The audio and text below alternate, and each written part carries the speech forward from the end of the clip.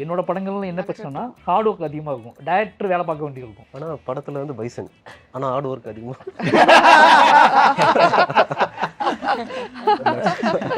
அதனால என்ன ஆகுதுன்னா நமக்கு படம் ஷூட்டிங் முடிஞ்சாலே முடிவாயிடும் மைண்டு. ஓகே இது எப்படியாவது ரிலீஸ் ஆகிடும், அது வேறு விஷயம்.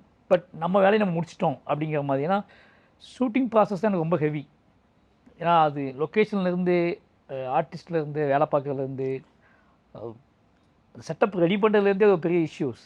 இப்போ நம்ம அங்கே உள்ள ஆட்கள் நடிக்க வைப்போம், அந்த ரேண்டமாக ஷூட் பண்ணுறோம்ல, ஒரு கொரில்லா மாதிரி தான் ஷூட் பண்ணுறோம். இப்போ நான் ராம் சார்ட்டேருந்து கற்றுக்கிட்ட விஷயம் என்ன அப்படின்னா, அங்கே உனக்கு என்ன கிடைக்குதோ எல்லாமே ப்ராப்பராக இருக்காது சார். நான் 4 படம் பண்ணிட்டேன், மாமன்னன் பெரிய பேனர் தான், ஆனால் நான் ப்ராப்பராக வச்சுக்க மாட்டேன் மைண்டே. எல்லாமே இருக்கும், நம்ம கேட்டால் கொடுப்பாங்கன்னு தெரியும், ஆனால் அதில் ஒரு மேஜிக் இருக்கிற மாதிரி எனக்கு தோணாது. இப்போ என்னோடய டீமுக்குமே வந்து நாளைக்கு காலைல ஷூட் என்ன பண்ண போவோம், உதய் சார்லாம் கிண்டல் பண்ணுவார், நீங்கள் பேப்பர் ரெடி பண்ணலை, எல்லாமே இருக்கும் என்கிட்ட. நான் உங்களுக்கு சொன்னல ஃபுல் ஸ்கிரிப்ட் எழுதிடுவேன், 400 பக்கம் எழுதிடுவேன்.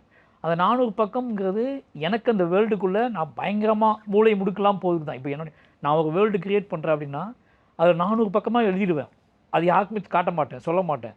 நான் அதை அடிக்கடி வாசித்து என்ன பண்ணுவேன்னா அதோட எல்லா லேயர்ஸ்க்குள்ளும் போயிட்டு வந்துடுவேன். பட் ஸ்பாட்டில் அந்த பேப்பர்ஸ் கொடுக்க மாட்டேன்.